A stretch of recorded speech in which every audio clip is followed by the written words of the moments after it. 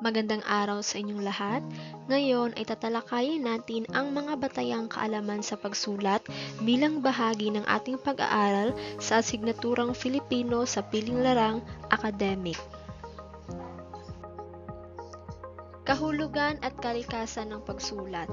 Ang pagsulat ay pagsasalin sa papel o sa anumang kasangkapang maaaring magamit na mapagsasalina ng mga nabuong salita, simbolo at ilustrasyon ng isang tao o mga tao sa layuning maipahayag ang kanyang o kanilang kaisipan. Ito ay kapwa isang pisikal at mental na activity na ginagawa para sa iba't ibang layunin. Ito ay pisikal na activity sapagkat ginagamit dito ang kamay at mata, at ito naman ay mental na activity sapagkat hindi maaaring hindi gamitin ang utak sa pagsusulat. Ngayon ay dumako naman tayo sa mga layunin sa pagsulat. Kapwa isang gawaing personal at sosyal ang pagsulat. Personal na gawain ito kung ang pagsulat ay ginamit para sa layuning ekspresibo o sa pagpapahayag ng iniisip o nadarama. Sosyal na gawain o layuning transaksyonal naman ang pagsulat kung ito ay ginagamit para sa layuning panlipunan o kung ito ay nagsasangkot ng pakikipag-ugnayan sa iba pang tao sa lipunan. Unang layunin sa pagsulat ay ang informative na pagsulat o expository writing. Ang informatibong pagsulat, kilala rin sa tawag na expository writing, ay naghahangad na makapagbigay impormasyon at mga paliwanag.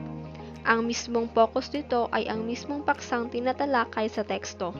Ang pagsulat ng report ng obserbasyon, mga estadistikang makikita sa mga libro at encyclopedia, balita, at technical o business report ay may layuning informatibo. Ang ikalawang layunin sa pagsulat ay ang mapanghikayat na pagsulat. Ang mapanghikayat na pagsulat naman, o kilala rin sa tawag na persuasive writing, ay naglalayong makumbinsi ang mga mambabasa tungkol sa isang katwiran, opinyon o paniniwala.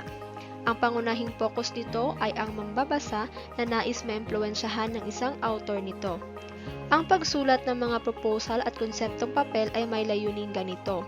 Ang isang editorial, sanaysay, talumpati ay maaari ring may layuning mapanghikayat. Ang pangatlong layunin sa pagsulat ay ang malikhaing pagsulat o creative writing. Ang malikhaing pagsulat ay ginagawa ng mga manunulat ng mga akdang pampanitikan tulad ng maikling katha, nobela, tula, dula at iba pang malikhain o masining na akda.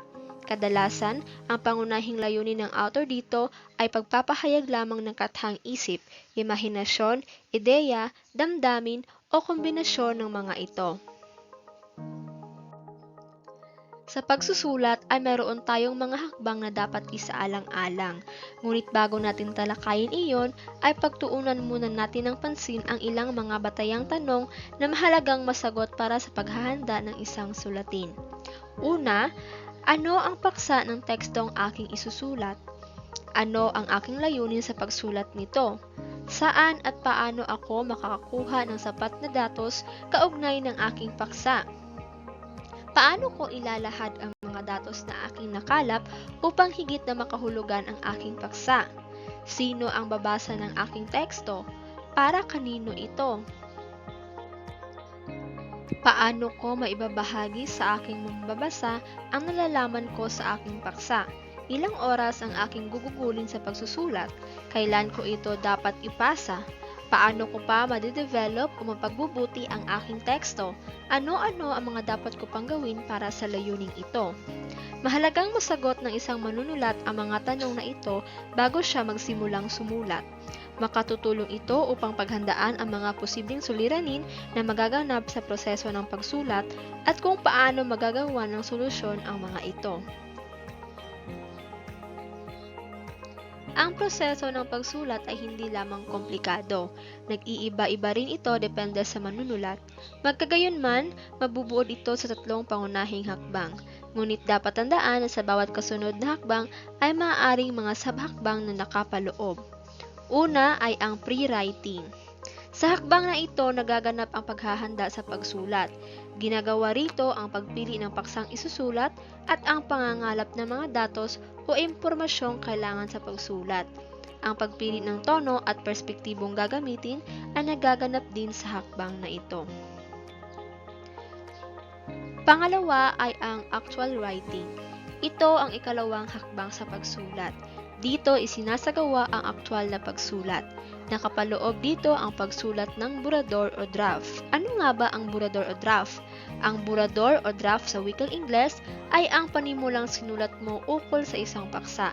Hindi pa ito ang final na bersyon at maaari mo pa itong baguhin. Rewriting. Ito ang ikatlong hakbang sa pagsulat. Dito nagaganap ang pag-i-edit at pagre-rebisa ng draft batay sa wastong grammar, vocabulary at pagkakasunod-sunod ng mga ideya o lohika. Ang isang sulatin ay hindi magiging kompleto at epektibo kung hindi ito dadaan sa editing at rebisyon. Mahalagang makita ang mataas na uri ng pagkakasulat sa isang obra upang maging batayan ng iba pang mga impormasyon. Ngayon ay dumako naman tayo sa mga uri ng pagsulat. Una ay ang akademikong pagsulat. Halos lahat ng pagsusulat sa paaralan ay masasabing akademiko mula sa antas primarya hanggang sa doktoradong pag-aaral. Ang akademikong pagsulat ay maaari ring maging kritikal na sanaysay, lab report, eksperimento, term paper o pamanahong papel, thesis o disertasyon. Pangalawa ay ang technical. Isang uri ng pagsusulat na nagbibigay impormasyon sa pagbuo ng destinasyon o pagbibigay solusyon sa isang komplikadong suliranin. Gumagamit ito ng mga teknikal na terminolohiya at paksain sa agham at teknolohiya. Halimbawa, datasheet, paglalarawan at mga specification ng produkto, resume at aplikasyon sa trabaho. Pangatlo ay ang journalistic. Pampamamahayag ang uring ito ng pagsulat na kadalasang ginagawa ng mga mamamahayag o journalist. Saklaw nito ang pagsulat ng balita, editorial, kolom lathalain at iba pang akdang karaniwang makikita sa mga pahayagan o magasin. Pang-apat ay ang referensyal. Ang sulating ito ay walang ibang layunin kundi magbungkahi ng iba pang mapagkukunang kaalaman o sanggunian hinggil sa isang paksa. Halimbawa ay ang bibliografiya at index. Ito ang larawan ng isang bibliography. Panglima ay ang professional. Ito ang uri ng pagsulat na nakatuon o eksklusibo sa isang tiyak na propesyon. Maituturing na halimbawa nito ang pagsulat ng police report ng mga pulis, investigative report ng mga investigador, mga legal forms, briefs at pleadings ng mga abogado, at legal researches at medical report at patient's journal ng mga doktor at nurse. Pang-anim ay ang malikhain. Masining ang uring ito ng pagsulat. Ang focus dito ay ang imahinasyon ng manunulat, bagamat maaaring piksyon at dipiksyon ang akdang isinusulat. Layunin din itong pagganahin ng imahinasyon, bukod pa sa pukawin ang damdamin ng mga mambabasa. Ito ang uri ng pagsulat sa larangan ng literatura. Sa makatwid, ang pagsulat ng tula, nobela, maikling katha, dula at malikhahing sanaysay ay maihahanay sa ilalim ng uring ito. Karaniwan ng mayaman sa mga idioma, tayutay, simbolismo, pahiwatig at iba pang creative devices ang mga akda sa uring ito. At dito nagtatapos ang ating talakayan sa mga batayang kaalaman sa pagsulat. Maraming salamat!